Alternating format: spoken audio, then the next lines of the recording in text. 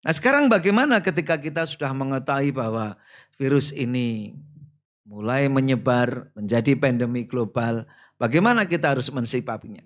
Kita di banyak tempat kita sudah mendengar, kenapa harus takut? Bukankah sehat dan sakit itu pemberian Allah? Tenang saja. Kalau memang kita mau dijadikan sehat ya sehat, kalau kita jadikan sakit ya sakit. Dan itu di banyak tempat begitu. Ada bapak-bapak yang kemudian menjelaskan kepada masyarakat itu. Kepada kelompok petani dijelaskan dengan menarik. Bapak Ibu menanam tanaman untuk pertanian, leres itu. Apa penjelasannya? Pripun nek pun nandur pari dirabok napa mboten? Oh nggih dirabok. Perlu disiangi, kalau orang Jogja nyebutnya diwaton, rumput-rumput yang mengganggu diambil, ya dilakukan. Dikasih pengairan, ya dikasih pengairan. Ditanya, kenapa harus dipupuk, kenapa harus disiangi, kenapa harus dikasih air? Bukankah nanti yang akan menghidupkan Allah?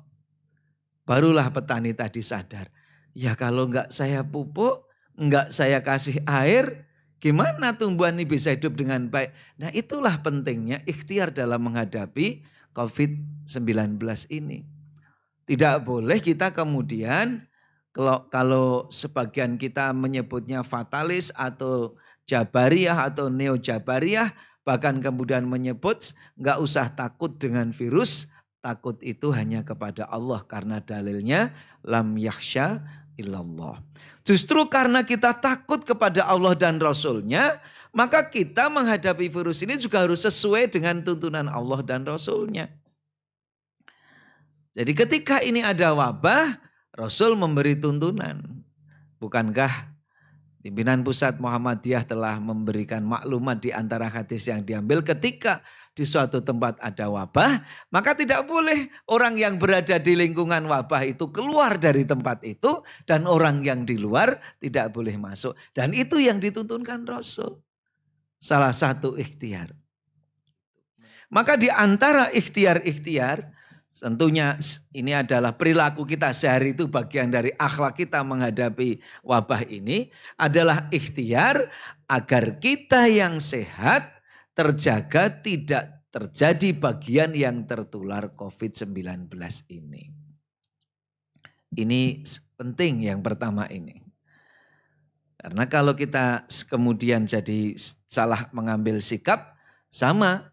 Bukan matinya. Kalau mati itu kita sudah yakin bahwa kematian itu datangnya sudah ditentukan oleh Allah. Al-Quran menegaskan itu. Kalau ajal itu sudah tiba, la yastakhiruna sa'atau wa la yastaqdimun. Tidak bisa diundur, tetapi kalau belum waktunya juga tidak bisa diajukan. Bukan masalah takut matinya, tetapi bahwa Rasul itu memberi tuntunan bagaimana ketika kita menghadapi wabah seperti ini. Dan kalau kita sebagai seorang mukmin, tentunya panutan utama kita adalah Rasulullah Muhammad Sallallahu Alaihi Wasallam.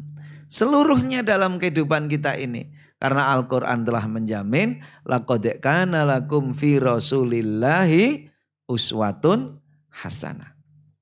Oleh karena itu kita berusaha menjadi orang yang senantiasa meneladani Rasulullah dalam kasus yang seperti ini.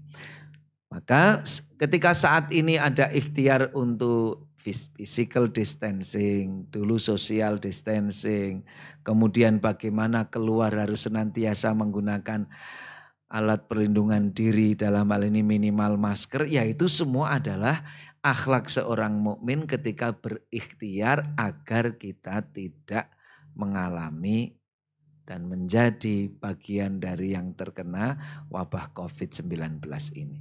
Ikhtiar yang lain adalah ketika kita sudah yang pertama tadi membatasi agar tidak terjadi kontak, ya. Terus kemudian bagaimana kita menjaga kebersihan diri. Kita tahu bahwa virus kita ini menyerang saluran pernafasan, masuknya bisa melalui daerah T sini, dari mulut, hidung, dan dari mata. Kita nyebutnya daerah T. Seringnya daerah wajah ini kita pegang dengan tangan kita. Maka perlakuan kita, akhlak kita sehari-hari senantiasa menjaga kebersihan terutama tangan kita ini. Instruksinya cuci tangan pakai sabun. Kenapa pakai sabun? Ilmunya bagaimana? Karena kebetulan virus ini cepat hancur ketika terkena sabun. Lemaknya itu menjadi bagian dari mudah dinonaktifkan dengan sabun. Nah, oleh karena itu bersyukur bagi kita yang sering punya kebiasaan, punya akhlak gantung wudhu. Jadi sering berwudhu, ketika batal terus berwudhu, tentunya berwudhunya dengan benar. Insya Allah ini bagian dari upaya kita untuk menjaga kebersihan itu. Jadi kita jaga betul itu. Kemudian yang kedua, virus ini secara keilmuan lawannya adalah sistem imunitas tubuh kita, kekebalan tubuh kita. Maka kita berusaha menjaga bagaimana agar tubuh kita tetap dalam keadaan optimal sistem kekebalannya. Bagaimana caranya? Pertama, kita selalu memberi asupan ke tubuh kita makanan-makanan yang halal dan thayyib, yang mengandung nutrisi yang baik, yang dibutuhkan oleh tubuh. Al-Quran kan perintahnya kalau makan itu halalan thayyiban.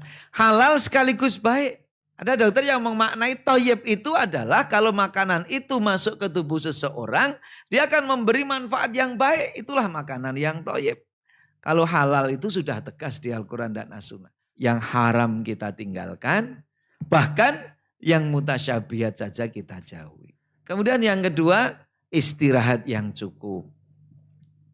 Rasul itu pernah mengingatkan sahabat yang malamnya terus dipakai untuk ibadah, siangnya untuk puasa, bahkan tidak ada keinginan untuk kehidupan, bahkan untuk istrinya, untuk keluarganya. Rasul mengingatkan yang seperti itu.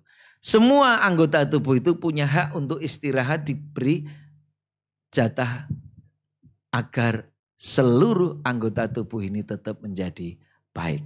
Maka asupan gizi, makanan, minumannya yang baik. Kemudian yang kedua, makanan sudah bagus, istirahat sudah dengan cukup. Kita jaga emosi kita tetap dalam keadaan perilaku yang optimis. Jangan galau, jangan cemas, apalagi panik. Apalagi sampai marah-marah dikuasai emosi negatif. Orang sering menyebut dalam kondisi emosi negatif, sistem imun kita itu bisa turun. Bisa turun. Oleh karena itu, kita harus tetap semangat, yakin, karena hadis Nabi menyebutkan, Allah itu menurunkan penyakit berikut obatnya. Insya Allah ini sedang diikhtiarkan. Tapi yang lebih penting lagi, karena sehat itu ada 4 bagian, ada sehat fisik, mental, sosial dan spiritual, bangun peran spiritual yang baik. Ibadah tetap jalan terus. Saat ini kita beribadah di rumah masing-masing, tidak boleh berkurang jamaahnya. Senangnya jadi orang Islam, ketika kita sudah terbiasa jamaah di masjid, dan dalam kondisi sekarang kita tidak bisa ke masjid, Allah akan memberi pahala sesuai dengan kebiasaan kita itu. Jadi kalau sekarang ini sering beredar, kenapa umat Islam menjauhi masjid? Bukan menjauhi masjid. Saat ini kita sedang menjalankan sunnah Nabi yang lain dikala sedang dalam keadaan wabah. Maka spiritual di rumah terus. Tilawah Al-Quran masih terus. Tahajudnya masih terus.